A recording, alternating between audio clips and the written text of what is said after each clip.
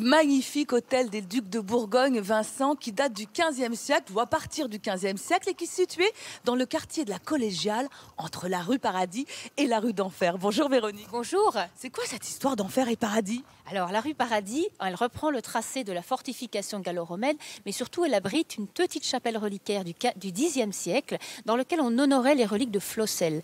Et disait-on, lorsqu'on y descendait, la proximité des reliques, des bougies, nous faisait croire qu'on était au paradis. Donc cette rue, elle s'appelle rue Paradis. La rue d'Enfer, nous sommes à l'hôtel des Ducs de Bourgogne qui possédait une cuisine. Et dans une cuisine, on faisait des feux. Alors, selon les hypothèses, cette rue, elle porterait le nom d'Enfer en souvenir de ces cuisines des Ducs de Bourgogne. Alors nous sommes, je le disais, au XVe siècle. Et ce que j'aperçois ici en matière d'architecture, c'est à la fois la pierre et le pan de bois. Est-ce qu'il y a une raison à cela? On veut isoler le bâtiment, on veut une bonne assise au sol. Donc on construit le rez-de-chaussée en pierre. On ne peut pas forcément construire tout le bâtiment en pierre. Donc les étages supérieurs vont être à pans de bois. Entre les pans de bois, on utilise un matériau beaucoup moins onéreux, plus facile à travailler. L'immense inconvénient de ce genre de maison, c'est qu'elles sont très sujettes aux incendies. Donc on ne les a pas toutes préservées. 1477, c'est une année très importante ici en Bourgogne puisque une partie du duché est rattachée au royaume de France. Que devient alors l'hôtel des Ducs de Bourgogne? Il devient le logis du roi. Les rois de France en sont désintéressés. On a cependant une lettre de François Ier qui demande qu'on fasse préparer son logis pour venir y séjourner. Et puis à la fin du XVIe siècle, c'est un particulier qui reprend l'ensemble des bâtiments jusqu'en 1919, date à laquelle la dernière héritière va le léguer à la ville de Beaune, qui va y installer le musée du vin à partir de 1946.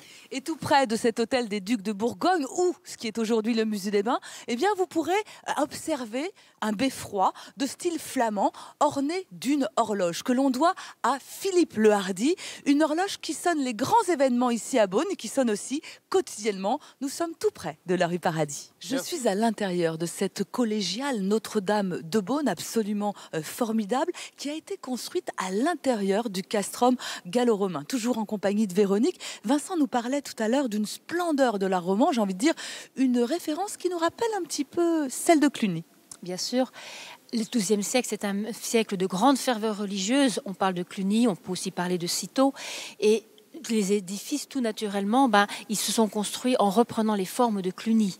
Alors justement, quelles sont ces caractéristiques que l'on peut observer ici ? Alors, on a déjà une élévation à 3 niveaux. Le premier niveau étant constitué des grandes arcades, le deuxième niveau, le triforium aveugle, et le troisième niveau, les fenêtres hautes. L'alternance de lumière, ténèbres, lumière, souvent l'itinéraire du chrétien. Et puis le chœur, il est contourné par un déambulatoire, comme dans beaucoup d'églises clunisiennes. Lumière qu'on a essayé aussi de faire rentrer au moment du style gothique. Et il faut dire que cette collégiale n'en est pas complètement dépourvue.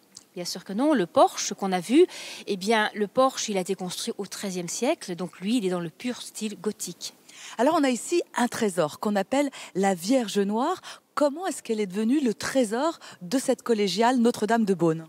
C'est probablement le cadeau de la duchesse Mathilde, une duchesse de Bourgogne du XIIe siècle, et qui nous présente le Christ, la Vierge, sur le trône de majesté, qui nous présente le Christ sauveur du monde. Alors elle a attiré beaucoup de pèlerins. Pourquoi ? On venait l'invoquer contre les intempéries, contre les maladies.